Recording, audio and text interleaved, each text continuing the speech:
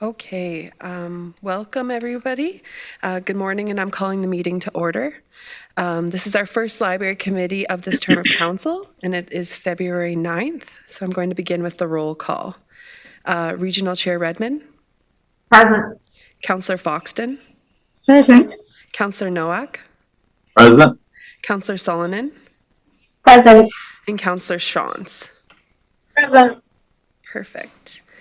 And so before we begin, I'm just going to do a land acknowledgement. I would like to acknowledge that the land on which we gather virtually today is the traditional territory of the Haudenosaunee, Anishinaabe, and Neutral people. We acknowledge the enduring presence of the Indigenous people with whom we share this land today, their achievements, and their contributions to our community.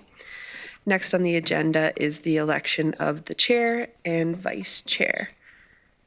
So we will begin with a call for any volunteers or nominations for the committee chair. Do we have any volunteers or nominations? Yes, Councillor Foxton. I'm going to nominate Natasha, please. And Councillor Shantz, I saw your hand as well. I'll second that. Seconded. Any other nominations or volunteers? Councillor Solonen, do you accept that nomination? I do. Perfect. Did you hear that? I don't think I have a choice. And seeing that there was no other nominations, Councillor Solonen, you have been acclaimed as chair. Great. So now we will move on to the call for any volunteers or nominations for committee vice chair. Do we have any volunteers or nominations? Councillor Solonen. If I could nominate Councillor Shantz. Shantz, okay. And Councillor Foxton, I saw your hand as well. Good, it's good. Okay. I'll second it. Perfect. Another call. Seeing no more. Councillor Shantz, do you accept that nomination?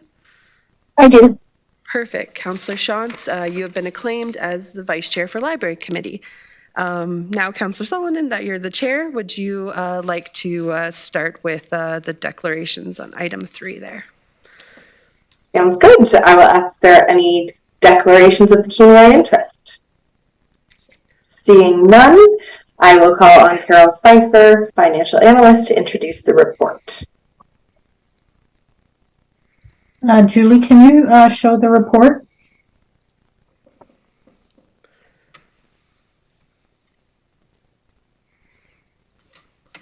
Okay, so the recommendation is that the library committee approve the operating budget with a net property tax levy of $2,773,898, approve the library capital budget as attached, and refer the library budget to the Region of Waterloo Strategic Planning and Budget for consideration.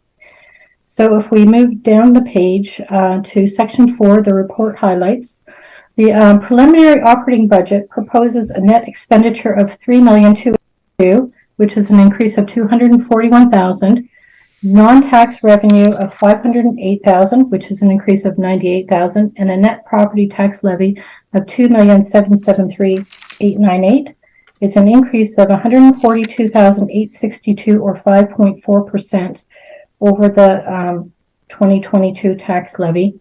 And the levy increase is mainly due to decreased revenue from provincial grants, as well as increases in staffing costs, internet, computer hardware and software, and general inflation and facility operating costs, partially offset by a contribution in the reserve in order to phase in cost increases over 2 years. And after adjusting for estimated rural assessment growth of 2.25%, the net tax rate impact for library services is an increase of 3.1%. Julie, could we go to Appendix A?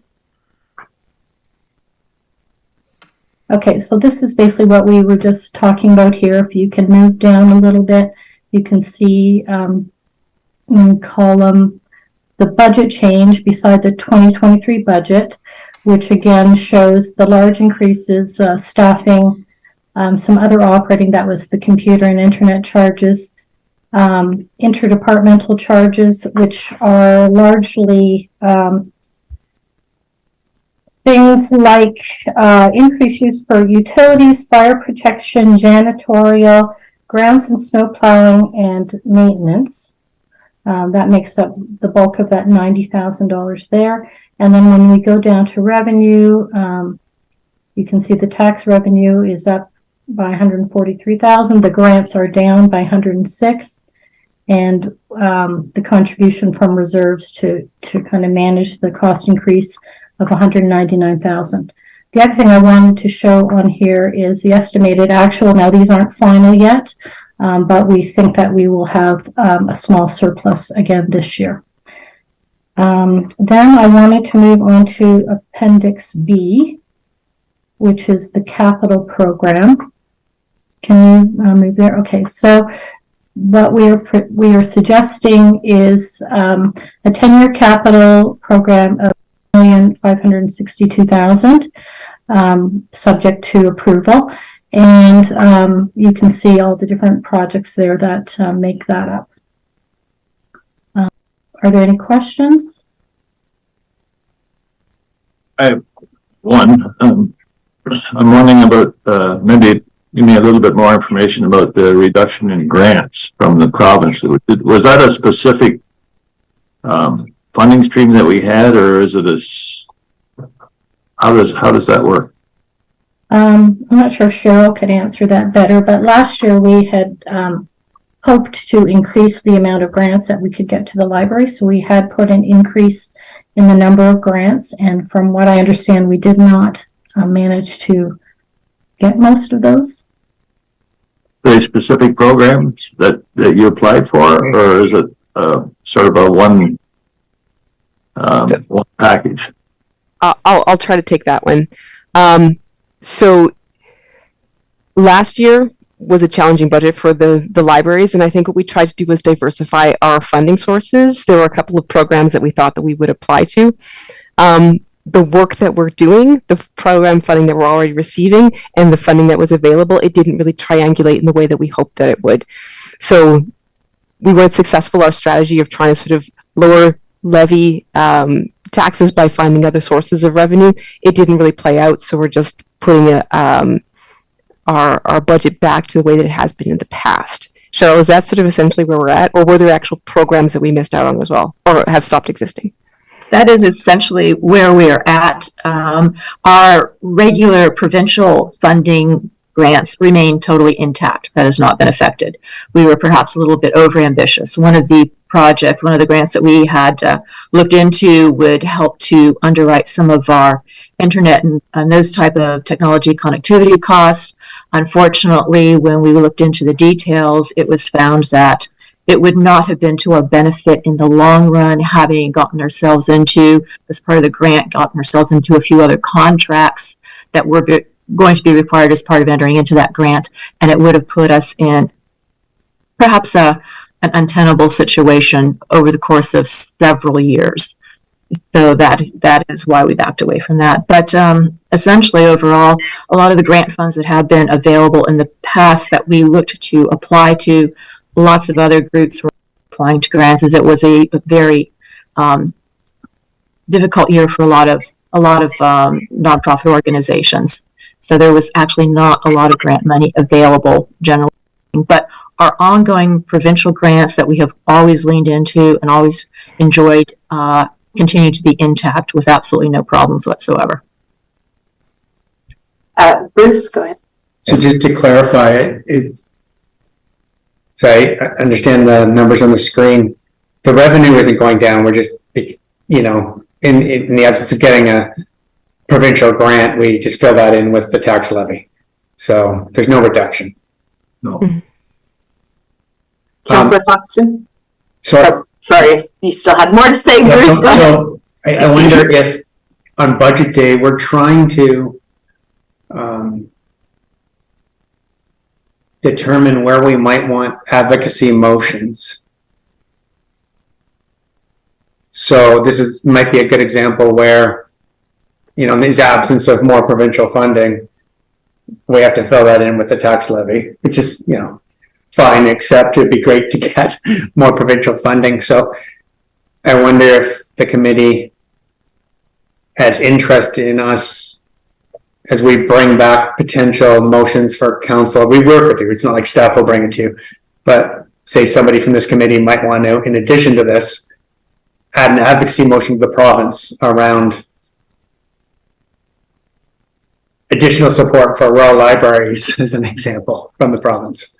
My only personal hesitation on that is just drawing to the fact that that could be an area to cut that our other municipalities might not be as invested in. That's why I asked. Thank you. And not just that, if I may, Chair, this is a $2.7 million increase. How much was the original grant that you wanted to shift to something else? How much was the original grant that you said we got every year and then you changed it up last year and didn't? Or that's what I assumed you said. So I'll try to respond to that. So what we were actually trying to do was pull back levy funding and go after a few more grants. That's what was our strategy in last year's budget. It didn't pan out the way that we wanted to, so we're just shifting it back to levy funded stuff. So it's not that there were grants that were there that we were getting that have disappeared, but rather we were trying to take a new strategy to lessen the levy impact for last year. I'm sorry, but 2.7 million seems very, very high. I need to understand, why is it 2.7? Are we doing any major projects? Does it include Sandy's Library of Breslau? Because that would justify it. So what justifies the 2.7 million?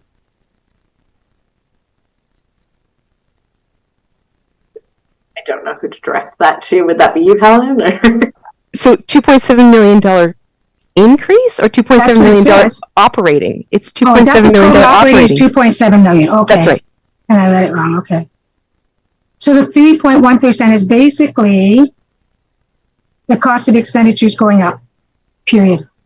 Yeah. Staffing, heat, hydro, everything's gone off the chart. So we can justify that easy by just saying, that's 3.1 is at this age of the game, not a bad increase. No, it's not. Okay. Okay. Yeah. Are you good, Councillor Foxton? I am never good, but I'm okay right now. Thanks. Okay. Councillor Shaw. Can you tell me what our provincial grants and subsidies line looked like in 2021? Because you said we're going back to that, Yeah. so wondering what that was. We receive about $100,000. I think it's 99,870 or something from the province, and it's been that for at least, I'm going to look at Cheryl, the past 10 years, if not longer. So that grant has been. So that operating grant has been the same. That's exactly what I asked. I said, what was the grant before? You said we never got it before. Oh, sorry. So there's no, the reduction in the grant. Yeah, the $100,000 grant has always been there and continues to be there. That's right. Okay. So you've increased it by $37,000. So there are some grants that you think you can get that you didn't get last year. Yes. Okay. Yeah. But those aren't necessarily provincial grants, those are just other grants. Yeah. Okay, well, good luck. I hope you can do that. Did I have other? No, probably not. Other operating is 7.3%, and interdepartmental charges is just balancing things out. That's what I had mentioned, the snow plowing, utilities, fire protection, janitorial, grounds and snow and maintenance. So those are. And they're charged back based on regional rates for those, or are they contracted out? I'm not sure. Depends on the branch. But yes, regardless, some of them are contracted, some of them are regional rates, some of them, I don't know if in the past if they've been township. Okay. Thanks. That's a big increase. Any particular reason? It's like, did something stand out? We don't have the detail here. Was there something that really stood out as a major contributor to that? Cheryl, do you want to take that one? Right now, we're in conversation with all of the facilities groups from all of the townships to look at how the service level agreements are going to roll out in a fair and equitable manner.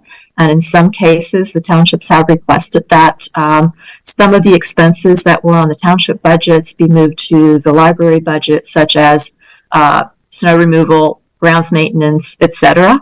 And so looking forward and being a bit proactive, we have put some of those expenses into our 2023 budget. The conversation is not complete. It is still continuing to go forward. So as I said, we were trying to be proactive with having some of that funding in our budget in anticipating taking on expenses that we had not taken on in the past. That's the clearest I can say at this point, as it's part of an ongoing conversation with the township facilities folks and the region facilities. Okay, that's great. Thank you. If I could have one more question while I got this. The 120,000 for Breslau, that is enough to do what you need to do with that space? We anticipate, sorry. We anticipate that would be enough for capital improvements, and by that I mean shelving, etc. There is an increased collection we will have to put into place in terms of operating. That does account for a slight increase in the staffing cost.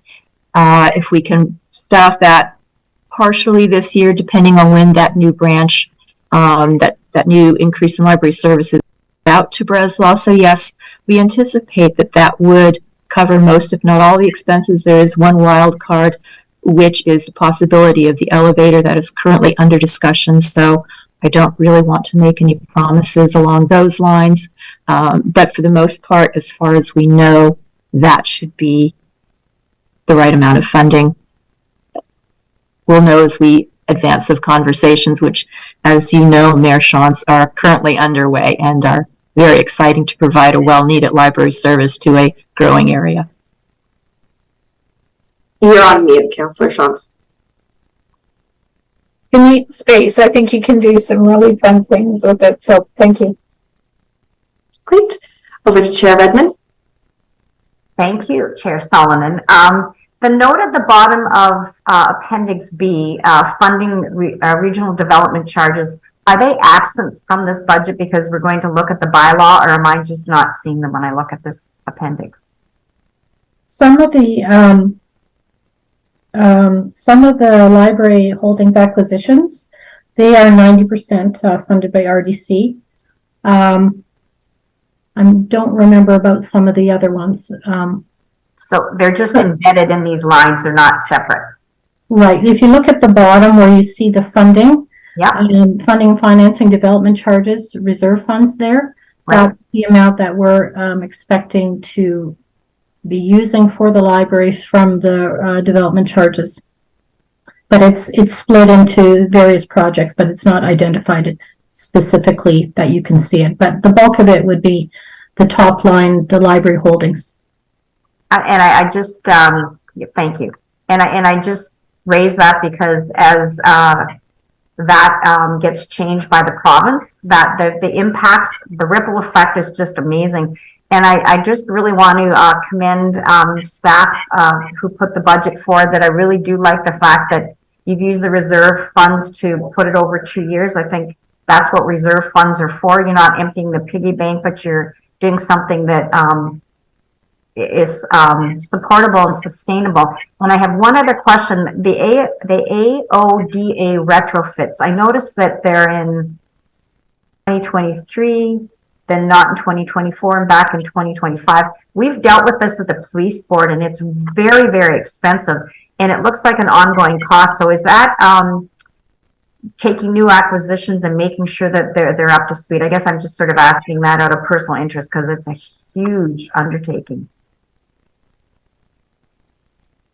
Don't know who to direct that to. Who wants to take on that question? Cheryl unmuted. Let's go for Cheryl. Okay. Yes, it is a huge undertaking. What we have with the region is we have accessibility reports that the region has completed. We're reaching out to the townships, of course, because they are their locations for do they say for their AODA reports, we will be working together to find out what is necessary to make all of our locations fully accessible as much as possible. And does that mean retrofit? Does that mean upgrades, etc.? We're looking at location by location basis. So moving forward, our capital budget, especially with regards to AODA, will be a lot more intentional and a lot more pointed. So we can say we have addressed this issue at these locations. We'll move forward to the next issue at these further locations. And as I said, we will be working in conjunction with the townships for all of our improvements and looking at current code and looking at whatever improvements we do make. Is there a certain amount of renovation changes that then move us into the next bar, so to speak, of AODA accessibility? So looking at it very intentionally and just ensuring that we do have the capital funds in place to move forward in this regard. As I said, the breakdown, I can do a very detailed breakdown, which I'm sure nobody wants to hear at this particular point in time, but happy to provide it. But they are based on extremely detailed AODA reports and a location by location assessment by the region. Thank you very much. I really commend you for it. And as I said, I have a sense of how big the undertaking is. So great that we're being intentional about that. I know it's a legislative requirement too.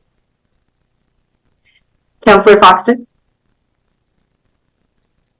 Thank you, and through you, Chair.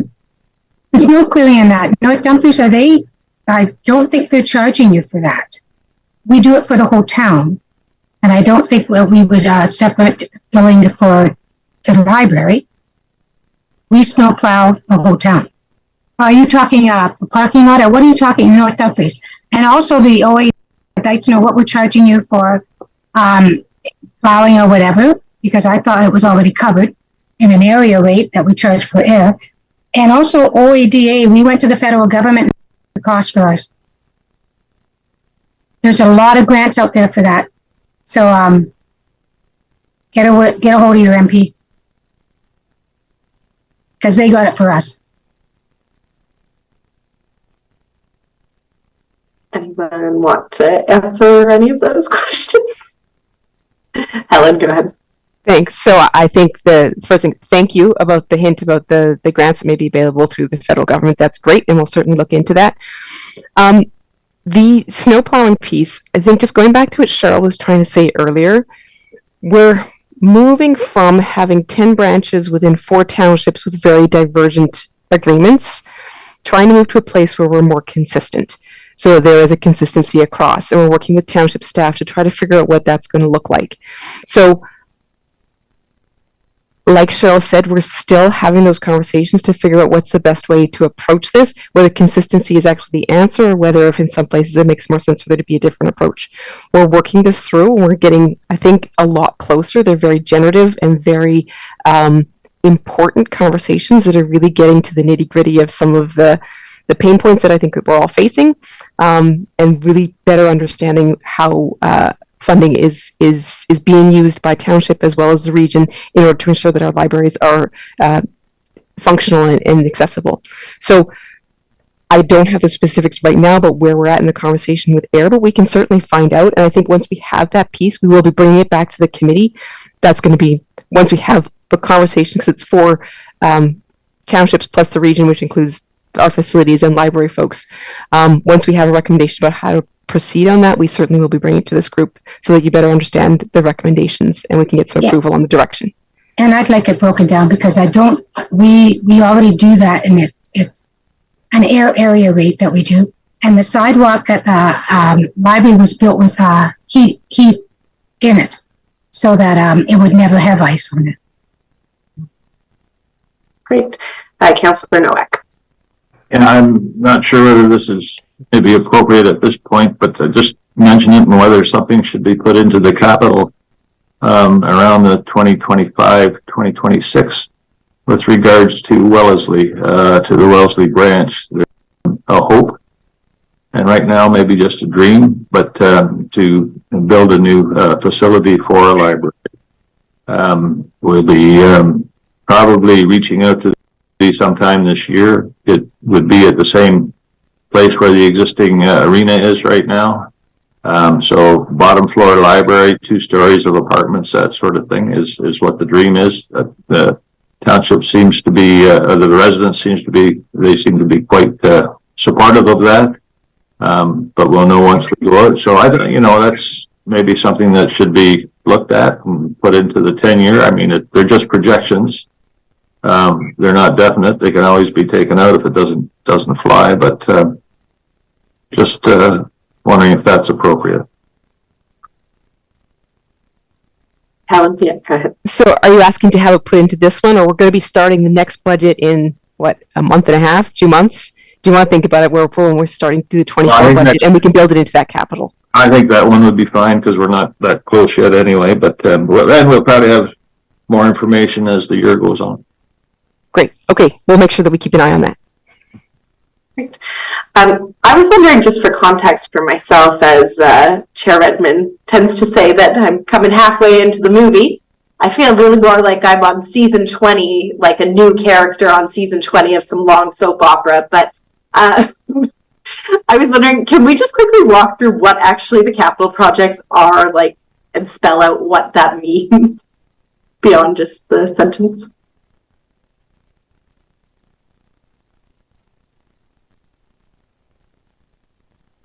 I think that's a Cheryl one. Cheryl, do you want to just actually, Carol or Julie, can you put up the capital budget again? And then we can quickly walk you through what each of the lines currently means.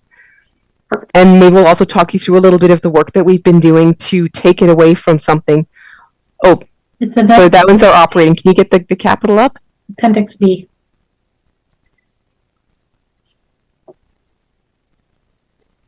Yep. There we go.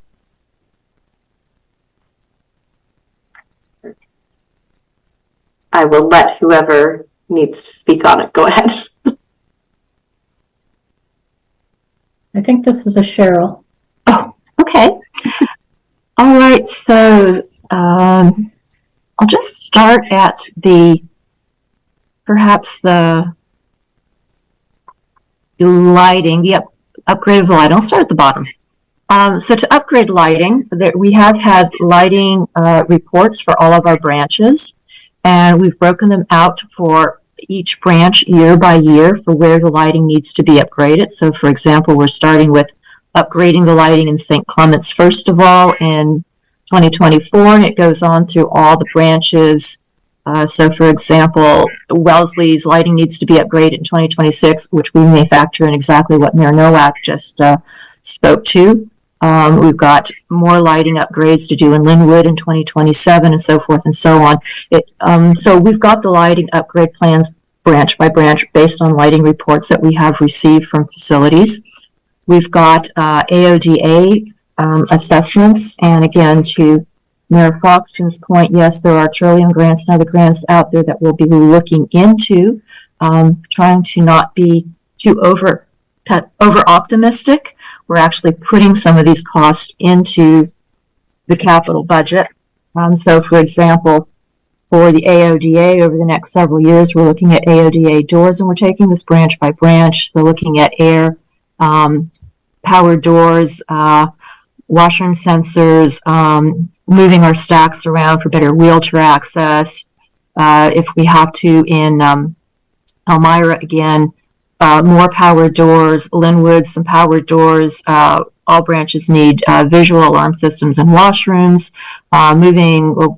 Shelving for better wheelchair access. Some branches require perhaps a ramp or to move the book deposit return boxes so they're more easily accessible outside. So there's a lot of specific AODA projects that tie into the AODA reports that we've received. And again, going branch by branch, I can make that information available if you wish in a more detailed form. If we're looking at branch retrofits, we've never again really broken this down branch by branch. So that's what we're looking at with branch retrofits. And that would be not necessarily AODA related expenses, but other type of retrofits. So for example, the stairs in Elmira need to be upgraded. They're they need to be refinished. There's some doors that need to be refinished and replaced in Elmira and New Hamburg. Stairs need to be refinished. There's some entry doors that need to be replaced. And again, we're costing them out over a number of years. So the costs don't hit capital in 1 year, but we're looking at intentionally costing out over multiple years because, and this is a point I could speak to later on with library operations report, looking at a intentional service plan. We're looking at putting that, starting the groundwork for that plan in 2023, hopefully to have a service plan together sometime in 2024. And that will also inform capital going forward for what do we want to accomplish as a library service plan, and tying all of these plans together so it benefits the taxpayers and the library patrons, and we can tie in capital costs as well so we can actually have a plan, an intentional plan moving forward as part of our service plan, because as we start analyzing each branch, we might find that we want to put a little bit more capital in one branch versus another, or move up some capital costs for one branch versus another. So there's signage, there's doors, there's stairways. I could go on and on into very unexciting details. Happy to email you or anybody the information, or maybe perhaps create a fuller report on this in the future if you would prefer. It's interesting because it does cross over finance and library. So my apologies if I've overspoken anyone's area of expertise, and simply speaking from what I know that we've requested from in the library as a need. Okay, sorry, I still wanted to know about like St. Clement's, the relocate and expand, the Breslau, like the New Hamburg one particularly of interest to me, but those projects, like I understand the general maintenance and upkeep and adding to a strat plan. I 100% agree with that. We could look at those 3 projects in particular. I really want to, better understand those. St. Clement's has been on the books for years. We keep moving it forward. At this point, I have no further information on that. The Breslau branch, we certainly hope to move forward with that this year. That is a reasonable dollar amount based on branches of like size and square footage. And so that's the one, sorry, Sandy, that's the one that you were showing us, correct? The space. Okay, Yes, great. Yeah. In the lower level, yes. Yeah, okay, perfect. And then the New Hamburg one, I'm just confused by the putty comb part here because it's not over part of town. Nor did I think that was where it was being projected based off of township as to where it was going. That is as a result of the Puttycombe estate. Mm-hmm. We have funds that were left to the library for property improvement, branch improvement. And we have not used that funding yet. That's why it's still sitting in capital, because we're looking at, again, AODA with New Hamburg. As you probably well know, we could use an elevator in that branch. So before we put $25,000 into changing anything inside the branch, let's do this intentionally with the bigger picture in mind to say, but perhaps this could be where an elevator might go before we make other improvement changes. So that funding is sitting there. We have moved it forward, as you can see, but that is a state funding for perhaps new shelving, etc., in the children's department.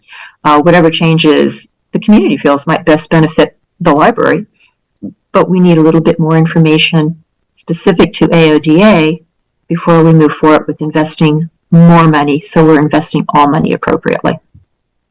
Okay, great, thank you. And yes, Councillor Schatz.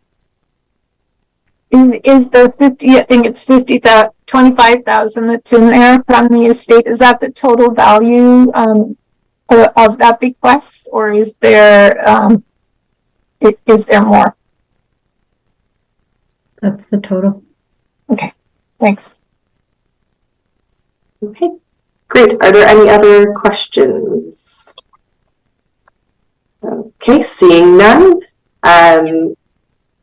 Do we have a mover and a seconder to get this on the floor? Moved by Councillor Noah. seconded by Councillor Shantz. And all those in favor?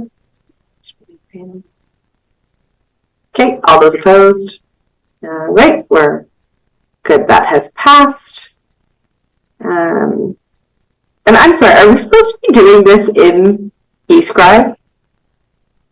No, okay. I just saw the please use yes or no vote buttons, and I did not have my eScribe up, so apologies.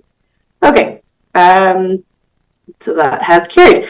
Moving along, I'm gonna on Helen again to introduce the report for and Cheryl as well to introduce the Manager of Library Services report.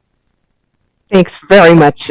So I think this is a report that we always look forward to giving to the committee because it sort of runs through some of the projects that we're working on, how they're setting us up for bigger projects that we're working on in the future, as well as contextualizing it within our three key performance indicators, so having to do with in-person visits, circulation, and card holders, and how we're developing and creating strategies to see how we're performing in our communities and serving our communities based on that. So I'm going to hand over to Cheryl to be able to walk you through some of the highlights of the report. This is actually covering a longer time period. Normally these are shorter chunks, but this one actually takes us from April of last year until December of last year. Okay, thank you, Helen. As the report stated, we look at basically three key performance indicators, and that would be the number of active cardholders we have, the in-person visitors, and the resource circulation. And all three of those main indicators were very positive in 2022. We had excellent performance in all those areas. It was interesting that we noted in our December 2021 operations report that we were projecting an increase in membership and library use due to two main reasons. One is that we were approved to go fine-free starting in 2022, and BiblioCommons, which is our new online catalog system, also launched in early 2022, and the BiblioCommons online catalog service offers an interactive experience. So it not only takes what patrons want to place on hold and displays our collections, it also makes interactive recommendations based on people's reading experience and what they typically put on hold. So we had predicted that we would see an increase in 2022, which indeed I'm happy to report is the case. So we've got Find Free, we've got BiblioCommons, we've improved our online experience, we've basically made online membership easy, we've streamlined that experience, and renewals online are easier as well. We are also offering items that people want. When you offer the items and programs that people want, you see more people coming to your library, you see more people becoming members, and more items are being checked out. And also based on anecdotal evidence, I must say that people who are moving into the townships from the cities are enjoying the small cleanliness of our rural library staff. Anecdotal evidence based on comments received at the desk when people become members.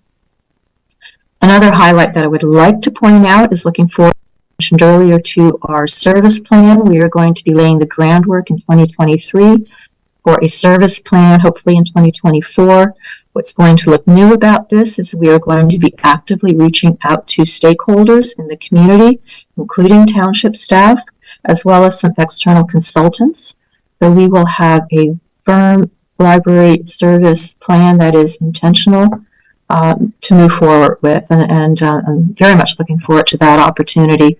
We are also going to be looking into RFID, which stands for Radio Frequency Identification, for a future project, hopefully in 2023, also in 2024. It is part of the capital budget. Some of the costs for this radio frequency identification will allow us to be much more efficient, allow us to take our focus off repetitive library work and focus more on conversational communication, relationship library work with our communities, and possibly allow us to expand service in a very cost-effective manner. So those are some things to look forward to in the future. I think overall, looking at 2022, it was an extremely good year. Typically, we do find in libraries historically that when there or economic uncertainties, people will turn to the library for free library service, for items that they could not afford to use or access in any other way, whether it's hotspots, park passes, any kind of library kits, any kind of information.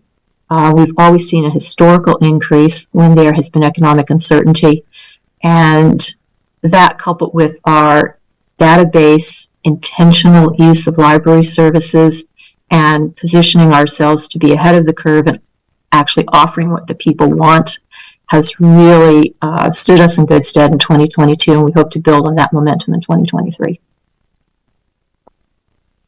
That's great. Thank you very much. Are there any questions, councillors?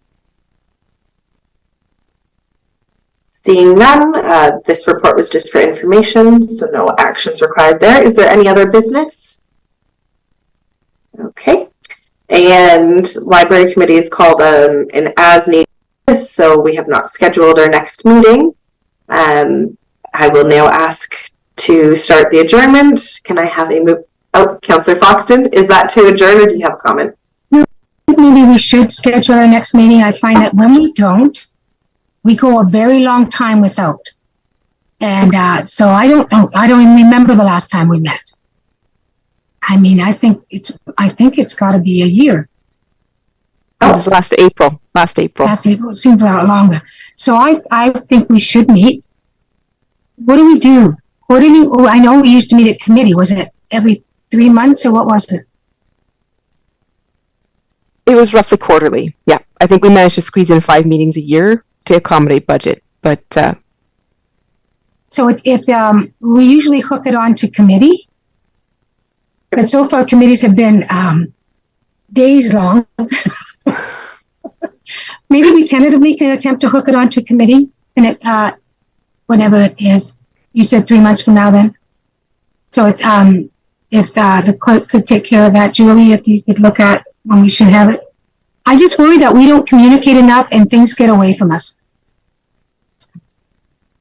If that's okay with everybody. Do you think we'll be through the budget by then, Sue?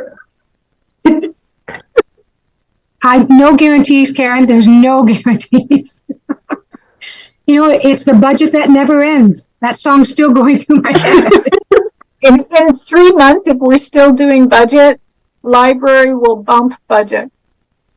Bravo, bravo.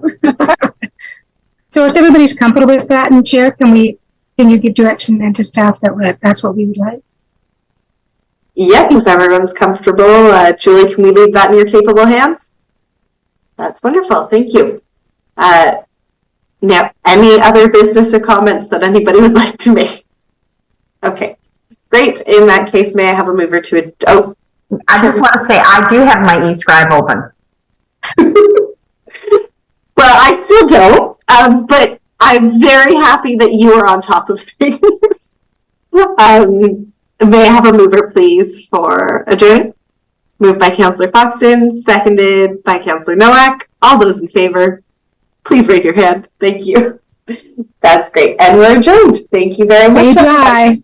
And Take care. thank you, staff, for putting this all together in the budget. No,